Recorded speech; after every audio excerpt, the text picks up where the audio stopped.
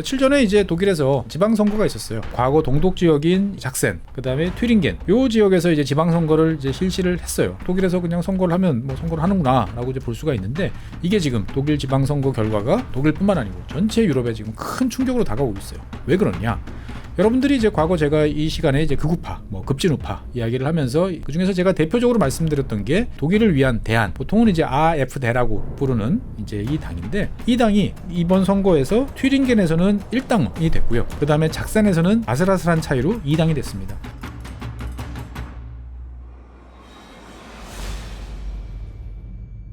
네, 안녕하세요. 최준영입니다. 오늘은 독일 이야기를 좀 해보려고 합니다. 대한민국 국민 여러분들 중에서 이제 독일 좋아하시는 분들이 되게 많죠. 미국도 마음에 안 들고, 일본도 싫고, 중국은 더더구나 싫고, 그러다 보니까 뭔가 어떻게 보면 평화롭고 정의롭고 진보적인 이러한 나라. 그래서 어떻게 보면 되게 다양성이 높은, 그러면서도 안정적이고 경제도 잘 진행되는, 배울 게 많은 나라가 독일이다라고 생각하시는 분들이 이제 많죠. 근데 오늘 제가 말씀드릴 사항은 이제 독일의 정치와 관련된 사항입니다. 며칠 전에 이제 독일에서 지방선거가 있었어요.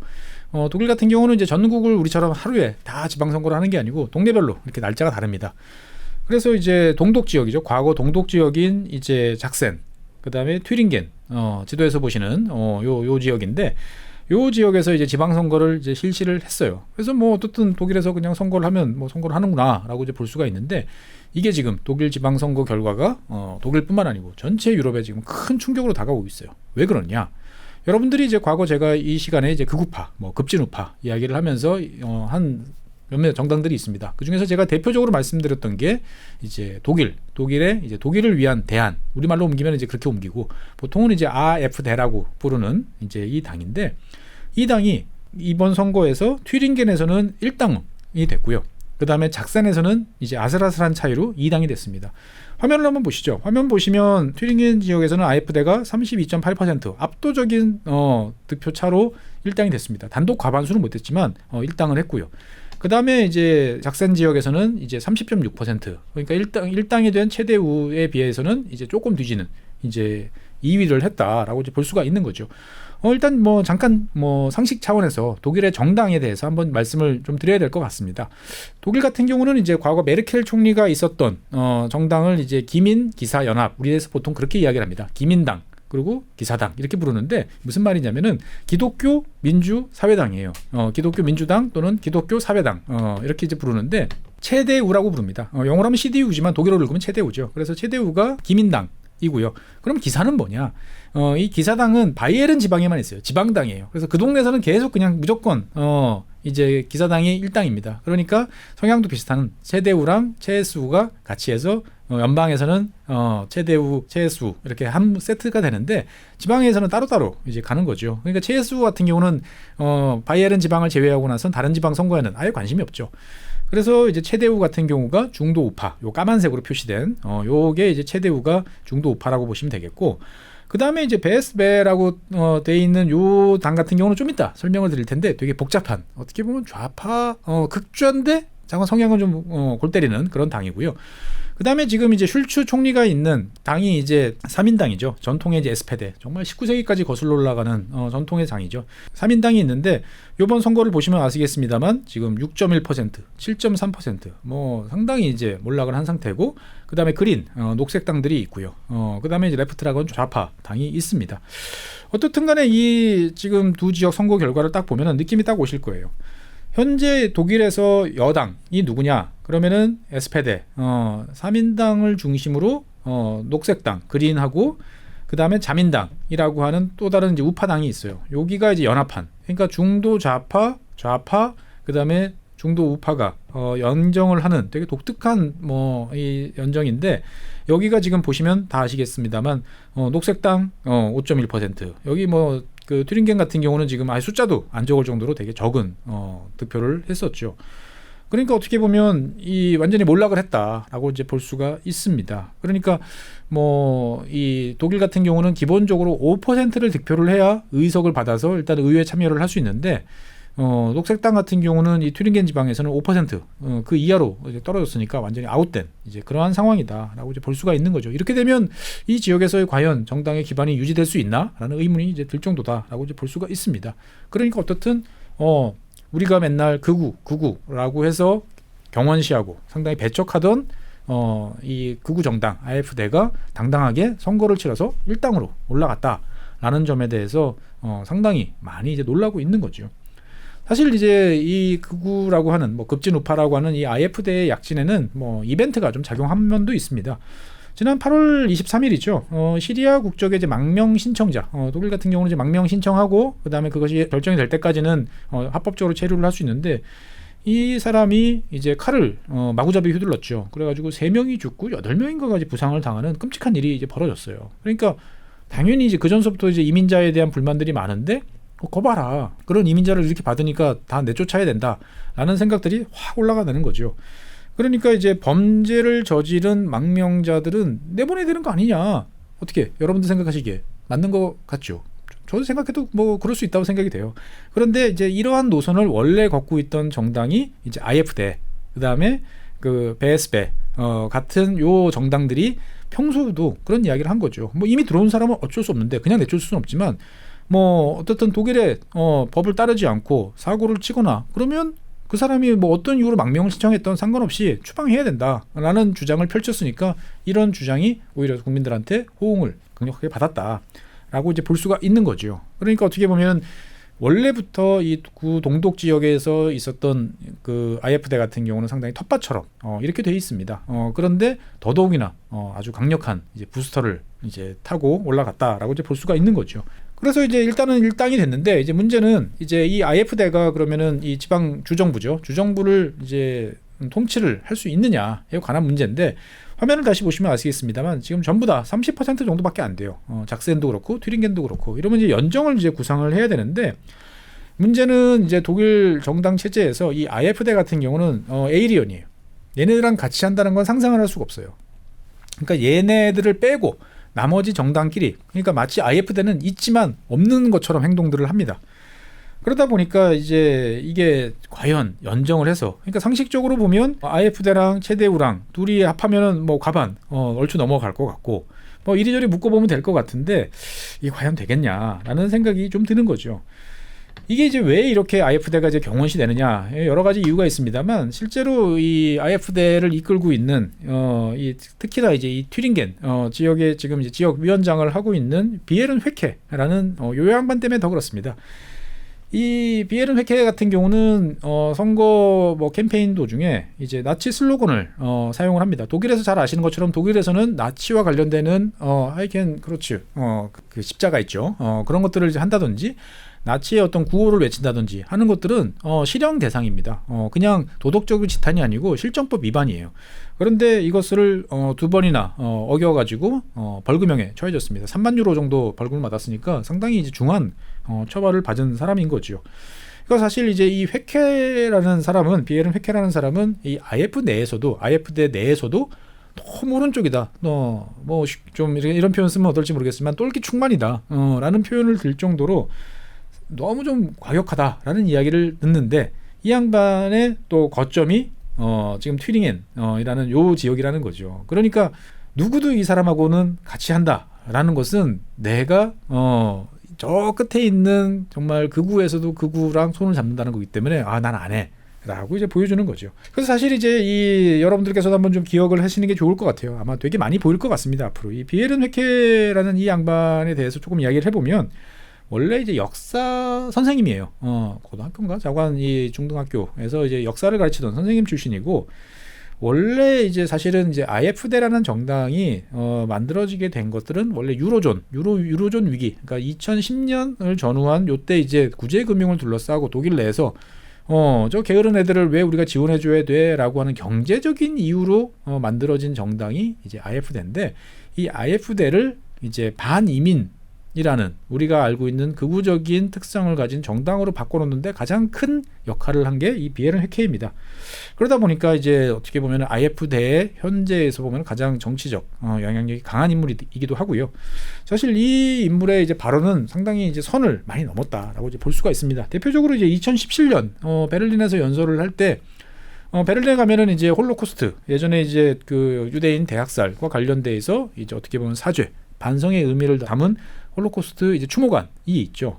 그런데 여기에 대해서 전면적으로 비판을 합니다. 이거는 독일인으로서 상당히 수치스러운 그런 기념물이다라고 이야기를 하고, 언제까지 우리가 나치에 대해서 잘못하고 미안하다고 이야기를 해야 되느냐? 왜 그렇게 민족적으로 비굴한 태도를 계속 보여야 되느냐? 맨날 사과를 해야 되느냐? 라는 이야기를 하고, 이제 더 이상 그럴 필요 없다라는 이야기를 해가지고 한바탕 독일 정계가 이제 뒤집힌 적이 있었는데, 그러니까 이런 발언들을 이제 아무렇지도 않게 이제 하는 인물이다라고 이제 보시면 되겠습니다. 그러니까 어쨌든 간에 이 뭐 튜링기이든 작센이든 봤을 때 이런 AfD랑 연정을 하기는 쉽지 않겠다라고 이제 보여지는데, 문제는 그러면은 30%를 빼고 나머지 당끼리 이제 묶어 이제 봐야 되는데, 이게 잘 이제 안 나와요. 그러니까 뭐 체데우, 베스베, 에스페데 뭐 이렇게 묶어봐도 과반이 안 돼요. 그러니까 이게 이렇게도 잘 안 되고 저렇게도 안 되고, 아니면 너무 이합 집산이 많은 도저히 묶일 수 없는 애들끼리 묶어야 되고, 그러다 보니까 이게 또 과연 어떻게 될 것인가 등등에 대한 여러 가지 이제 고민들이 있습니다. 그러니까 사실 독일 같은 경우는 이제 내각제다 보니까 이러한 이제 정부를 구성하는 데 있어서 몇 달씩 걸리는 경우들이 많으니까 좀 지켜봐야 할 필요가 있다라는 말씀 먼저 드리겠습니다. 그래서 어쨌든 간에 이제 이 동독 지역에서 AfD가 일당으로 부상을 했다라는 점은, 이제 우리가 AfD라는 당에 대해서 좀 관심을 기울이고 도대체 어떤 당인지에 대해서 좀 봐야 될 필요가 있다라는 거죠. 즉 우리가 독일 정치에서 우파라고 하는 체데우, 그 다음에 좌파라고 하는 에스페데의 틀, 그리고 이제 녹색당이라든지 여기서 벗어나서 이제 극우도 우리의 시야에 놓고 현실 정치 세력으로 인정을 하는 게 필요하지 않겠느냐? 특히나 우리는 이제 국외자이기 때문에 편하게 바라볼 수 있는 거죠. 그래서 일단은 뭐 AfD 같은 경우는 이제 아까도 말씀드렸다시피 정식 명칭은 우리 말로 옮기면 독일을 위한 대안 정도로 번역이 됩니다.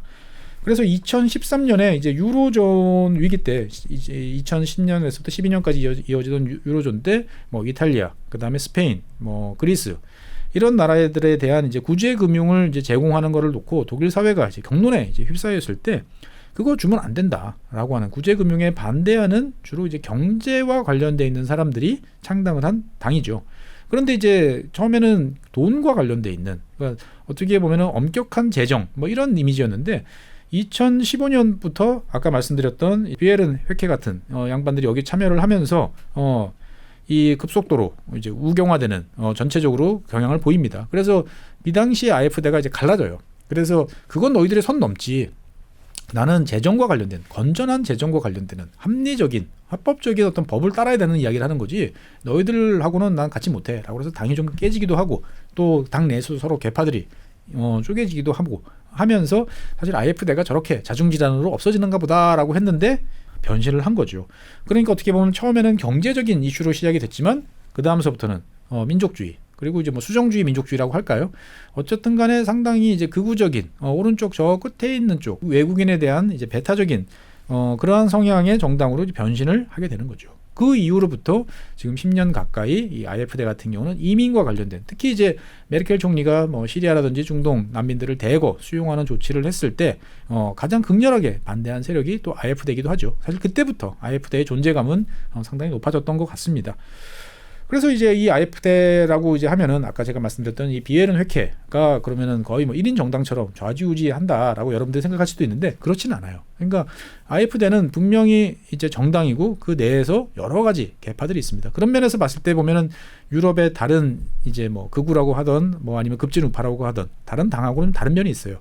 그러니까 뭐 프랑스 같은 경우는 르펜이 국민 연합을 거의 뭐 좌지우지하고, 이탈리아 같은 경우도 멜로니 총리가 그냥 거의 뭐 자기가 알아서 하는 이제 이런 상황인데 비해서 이 AfD 같은 경우는 당내 여러 계파들이 있습니다. 스펙트럼이 꽤 있어요. 그래서 이 사람들 사이에 어떻든 간에 토론과 논의를 통해서 방향성이 정해지다 보니까 다른 이제 급진 우파 세력들하고는 좀 차별성이 있다라고 이제 볼 수도 있는 면도 있고요. 한편으로 보면 이 AfD 같은 경우는 철저하게 이제 지역 정당적인 면모를 보이고 있습니다. 그러니까 전국적으로 봤을 때 보면, 독일 전체적으로 봤을 때 보면 지지도가 한 2당에서 3당 정도, 보통 한 2당 요즘에는 굳혀가고 있는 것 같은데, 동독 지역에서는 압도적인 1당이에요. 그러니까 이제 지역 정당적인 측면도 되게 강하다라는 점을 기억을 하시면 좋을 것 같습니다.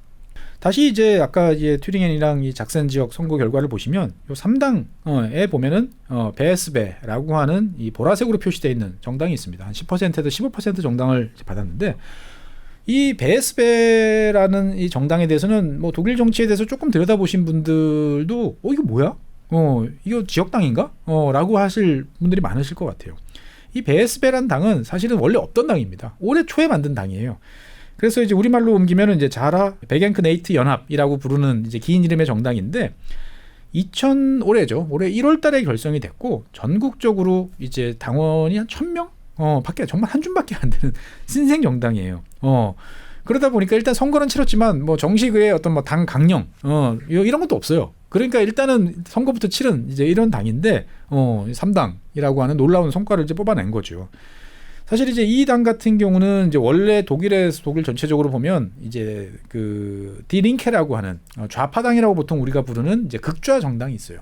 여기서 떨어져 나온, 그러니까 극좌 세력에서 분파가 나온 분당된 세력이 이번에 동독 지역 선거에서 이제 놀라운 성과를 거뒀다라고 이제 기억을 하시면 되는데, 그러면 이제 이 친구들은 뭐 극좌에서 떨어져 나왔으니까 극좌 오브 극좌냐 아니면 중도 좌파 쪽이냐?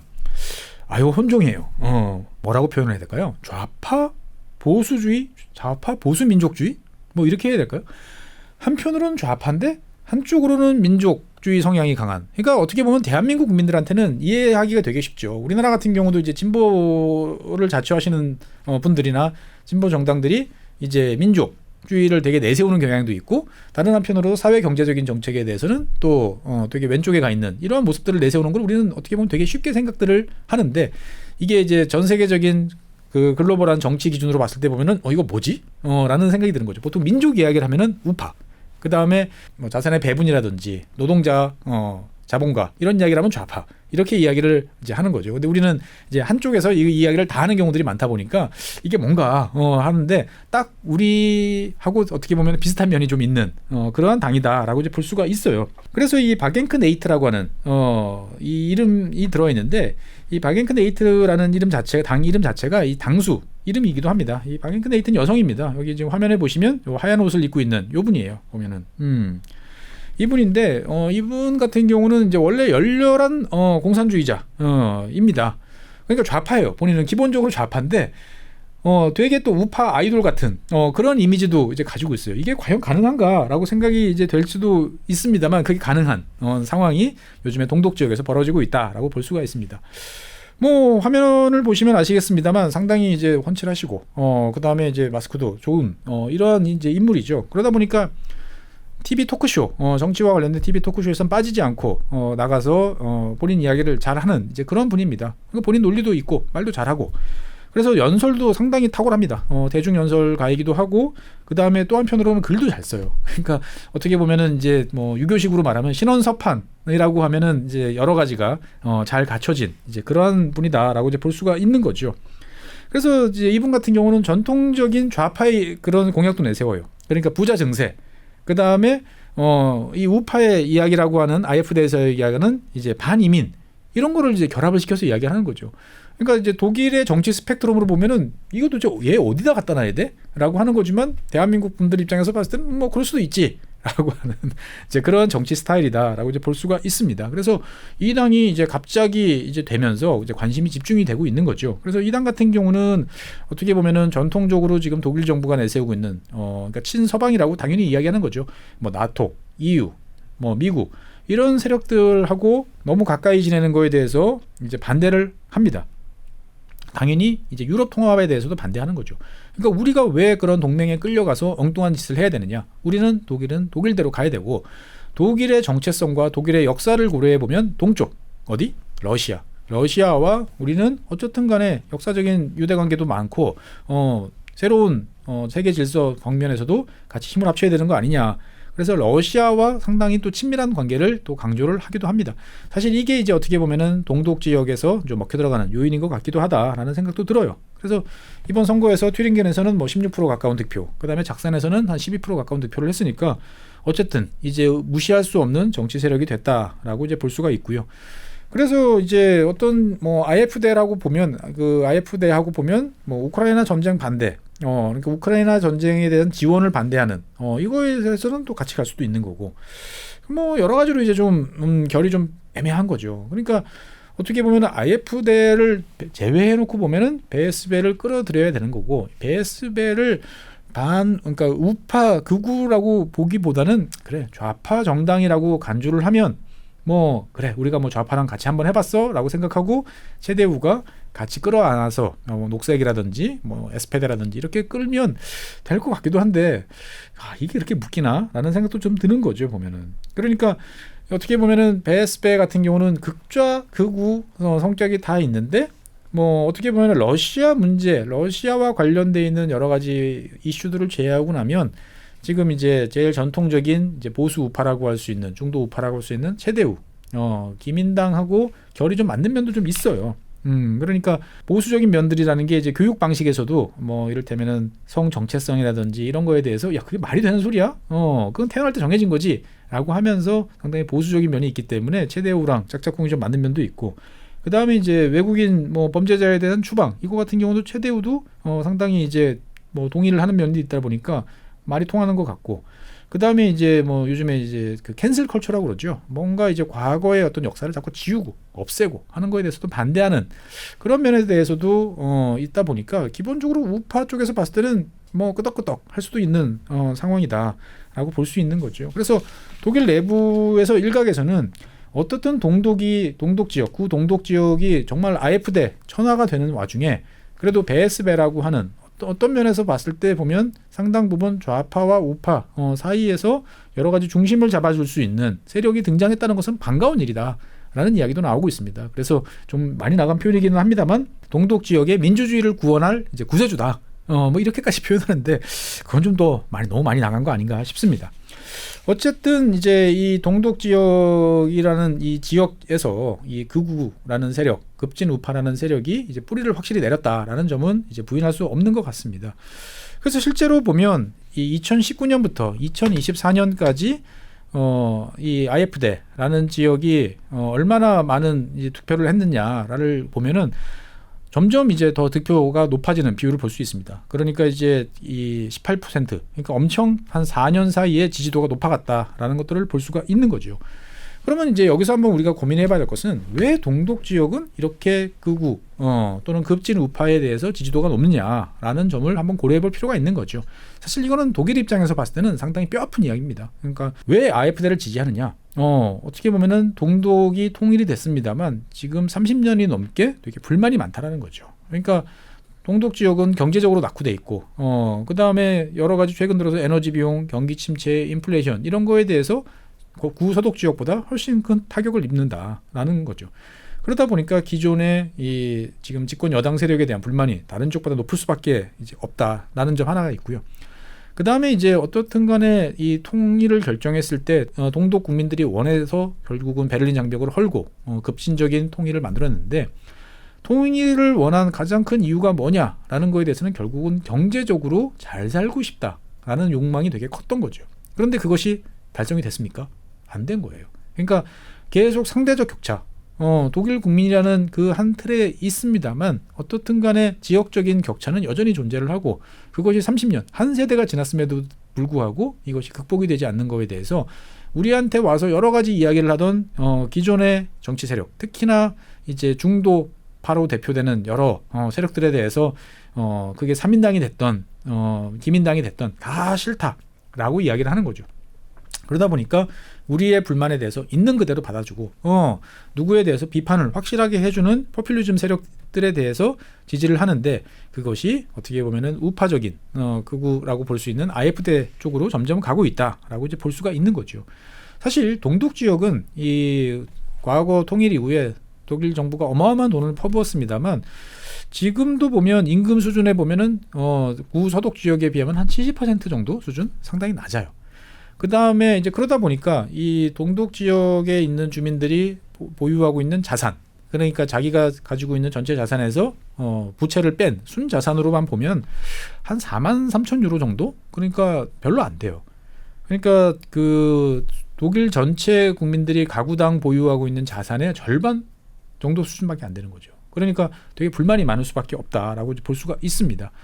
그러다 보니까 이제 어떻게 보면 그래 옛날에 차라리 동독이 괜찮았어라는 이제 그런 생각들도 좀 해서 그런지 모르겠습니다만 독일 내부적으로 봤을 때 구동독 지역은 미국에 대한 반대, 그러니까 반미주의 성향도 여전히 되게 강합니다.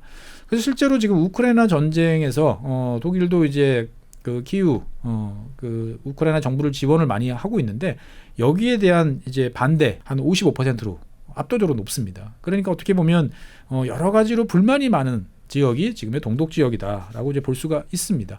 그러니까 경제적 불만, 그 다음에 시간이 지날수록 커지는 상대적 박탈감, 이런 것들이 극우 급진 우파가 성장할 수 있는 온상이 된다라는 면이 하나 있고요. 다른 한편으로 보면 이제 이 동독 지역이라는 과거의 동독일을 한번 생각을 해보면 이 동독은 상당히 이제 어떻게 보면 그 아주 엄격한, 소련보다도 더 엄격한 통제 사회였었죠. 그러다 보니까 그러한 통제 사회에서 한꺼번에 민주사회로 확 넘어왔습니다. 사실 민주사회는 우리가 뭐 선거를 해서 지도자를 우리가 뽑는다라는 면도 있지만 그 밑에는 다양한 사회의 기반이 있어야 돼요. 대표적인 것이 정당이 있어야 될 것이고요. 그 다음에 노조가 있어야 될 것이고요. 그 다음에 시민단체, 각종 뭐 이익단체, 어떻든 간에 나의 의사, 그게 정치적 의사가 됐던 경제적 의사가 됐던 나의 어떤 뭐 취향이 됐던 그것들을 통해서 다양한 집단화된 목소리가 나오고 그 집단화된 목소리가 서로가 경쟁을 하던 협력을 하던 이 사회에서 어떤 교류가 이루어지는, 즉 파편화된 하나하나의 개인이 아니고 집단화된 세력으로서의 서로의 존재감을 드러내는 그리고 그런 것들이 어떻게 보면 극단으로 치닫는 것을 막아주는 합리적인 중도로 사람들을 모아주는 요소가 됩니다. 그런데 동독은 그러한 경험이 없이 너무 빨리 이제 한꺼번에 넘어온 거죠.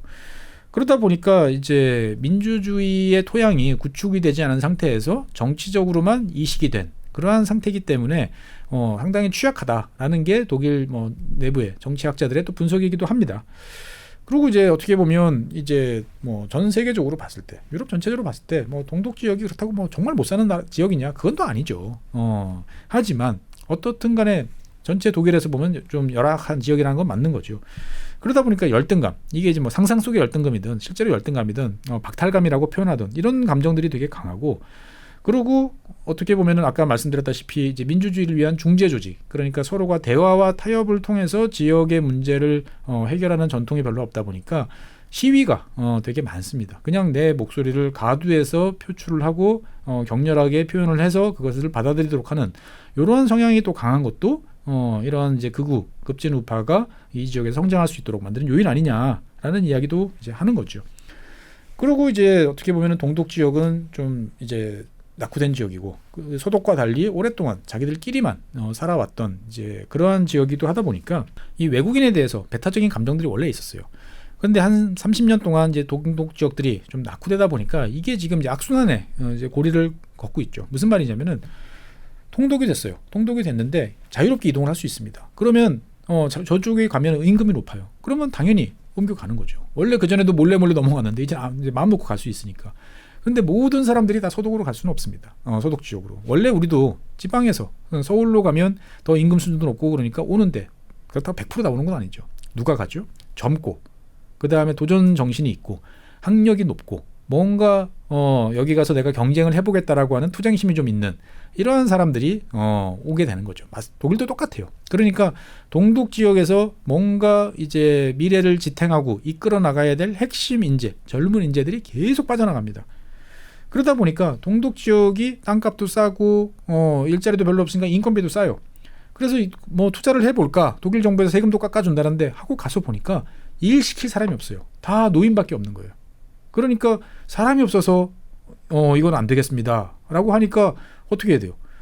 그래도 좀 해주세요. 저희가 외국인 이런 사람들이 이쪽으로 많이 들어올 수 있도록 하겠습니다. 임금도 싸고 일자리도 좀 만들어주고 집값도 싸고 그러니까 가는 거죠. 그래서 이제 외국 인력이 이제 유입이 돼야 되는데 외국 인력들이 들어오는 거에서 되게 배타적이에요. 그러니까 어떻게 보면은 린치까지는 아니지만 상당히 이렇게 경원시하고 동네에서 이렇게 들어오면 막 속덕속덕하고 이런 것들이 노골적으로 이루어지다 보니까 되게 이제 외국 사람들이 들어와서 성실하게 잘 일해보려고 하다가도 도저히는 못하겠다라고 가는 거죠. 그러니까 어떻게 보면 그 모습을 본 뭐 외국인 투자 이런 회사들 같은 경우도 굳이 내가 여기 가서 그런 사회적 리스크를 끌어안아야 돼? 차라리 폴란드나 헝가리나 이쪽으로 가는 게 낫겠다라고 생각을 하니까 오히려 동독 지역의 투자가 더 줄어드는 이제 이런 문제가 있습니다. 물론 독일 연방 정부도 이 문제를 잘 알다 보니까 특히 이제 뭐 반도체라든지 첨단 이 전자와 관련된 것들은 어떻게든 동독 지역에 밀어주려고 노력을 많이 하고 그 핵심 지역이 뭐 작센이나 이런 지역이 되긴 합니다만 제일 큰 문제는 사람이 없어요. 근데 그 사람을 외국인으로 들어올 수밖에 없는데 외국인에 대한 반감, 적대감도 되게 높아요. 그러니까 어떻게 보면 악순환이 되고 경제적으로 발전이 안 되다 보니까 더 불만이 많아지고 이런 여러 가지가 겹치면서 이 IFD로 대표되는 급진 우파가 동독 지역에서 지금 완전히 뿌리를 내렸다라고 이제 볼 수가 있는 거죠. 어쨌건 이제 중요한 점은 이제 그렇게 무시한 투명 인간처럼 없는 것처럼 하던 IFD가 이제 현실적으로 일당이 이제 됐고 연방 전체 선거 이제 내년인가요? 아마 있을 것 같은데 그때도 보면은 정말 2당 뭐 1당과 뭐 경쟁할 만한 이렇게 이제 올라올 가능성도 있다라고 보면 독일 정치 앞으로 어떻게 될 것인가에 대해서도 한번 관심을 좀 기울여 볼 필요가 있습니다. 일단은 어떻게 보면 그 현재로서 AfD를 당장 가긴 어려우니까 우파, 중도 우파와 급진 좌파가 결합을 하는 게 지방정부 차원에서 즉 체데우와 BSB가 결합하는 모습이 이제 나타날 수 있다라고 볼 수가 있는 거죠. 그러니까 어떻게 보면 사실은 이 지방정부에서 이루어지는 것은 중앙정부에서 연방정부에서 이루어지는 것보다는 좀 자유롭습니다. 뭐 그러든 말든 동네 일이니까 생각하지만 이게 시간이 지나면 결국 연방, 중앙 정치에도 영향을 이제 미칠 수밖에 없는 거죠. 이게 이제 만약에 이 동독 지역에서 이런 지금 튜링헨이나 이런 지역에서 체데우랑 BSB가 이제 됐다라고 그러면 중앙정부 차원에서도 이들 정당이 요구하는 그러니까 뭐죠? 육로 국경 통제, 뭐 난민의 어떤 이동을 막기 위한 여러 가지 검문, 이런 것들에 대해서 독일 정부도 움직일 수밖에 없지 않나라는 이야기도 벌써 나오고 있고요. 그 다음에 이제 두 번째는 이제 이 정도 되면 이제 IFD 내부에서도 큰 성과를 올렸는데 이제 진짜 고민이 이제 시작될 수밖에 없는 거죠. 지금은 영광스러운 고립이라고 스스로 이야기합니다. 우리는 우리의 노선을 걸면서 점점 국민들의 지지를 얻어. 그래서 언젠가는 단독 과반수를 할 거야라고 이야기를 합니다만 사실 독일 전체 스타일로 봤을 때 단독 과반이라는 건 정말 어려운 거죠. 그러니까 언제까지 우리가 링 밖에서 정신 승리하고 소리 지르고 이렇게 있을 거냐. 우리도 링 위에 올라가야 되는 거 아니냐. 맞는 말이죠. 결국 정치 세력의 핵심은 집권이니까. 근데 그러려면 두 가지 방법이 있어요. 한쪽은 이제 독성을 약화시키는 거죠. 그러니까 그 원래 처음에 사람들의 주목을 끌고 뭔가 이슈를 만들고 할 때는 매운맛이 좋죠. 구호도 과격하고 과격한 공약을 내걸고 이런 모습들을 해서 여기까지 온 거죠. 그런데 실제로 이제 집권을 해야 돼라고 생각하면 많은 정당들은 거기서부터 이제 슬금슬금 그런 과격한 세력들을 좀 밀어내고 구호도 완만해지고 둥글둥글해집니다. 대표적인 게 이제 프랑스의 이제 국민연합 같은 경우도 이제 르펜 같은 경우가 상당히 이제 느슨한 우파 스타일로 이제 많이 바뀌었고, 그 다음에 멜로니 같은 경우도 그런 식으로 많이 바뀐 거죠. 즉 어떻게 보면 적절하게 말을 갈아타면서 중도 쪽에 사람들을 우리 뿔난 도깨비 아니에요라고 이야기를 하면서 가야 되는데 이 노선을 과연 택할 수 있을 것인가? 쉽지 않아 보이죠. 왜냐하면 아까 말한 이제 비에른 회케라는 이 인물 때문에 그런 것 같습니다. 냉정하게 쳐내면 이게 AfD 입장에서 봤을 때는 지지 기반을 날려버리는 상황이 되니까 또 그럴 수도 없는 이제 그러한 상황인 거죠. 그러니까 어떻게 보면 기존의 노선을 더 강화해서 동독 지역에서 지금 32% 정도의 득표를 우리가 50%까지 늘리도록 가서 오히려 지역에서의 확실한 거점을 만들자라는 목소리도 나올 수 있는 거죠. 그러니까 여기까지 잘 왔는데 AfD 입장에서 봤을 때는 이제 앞으로 어떻게 해야 될 것이냐라는 고민도 있을 수밖에 없다라는 말씀 드리겠습니다. 어떻든 독일 같은 경우는 우리가 잘 알던 중도 좌파, 중도 우파가 서로 간에 왔다 갔다 하면서 그리고 서로 공약을 주고받으면서 연정이라는 것이 상당히 안정적으로 잘 돌아왔고 이것이 독일 정치의 안정, 유럽 정치의 안정을 이끌고 가는 되게 디딤돌, 버팀목 같은 역할을 이제 해왔던 거죠. 그래서 우리는 독일 정치가 되게 안정되고 지속적이고 예측 가능하다라고 봤는데 이제 그러한 측면들이 점점 약해지는 것 같아요. 그러니까 사실 지금 독일의 슐츠 총리 같은 경우도 지지도를 합하면 집권 여당 세 당 다 합해봐야 뭐 한 30% 미만일 겁니다. 그러니까 보통 이 정도까지 낮아지면 선거를 해야 돼요.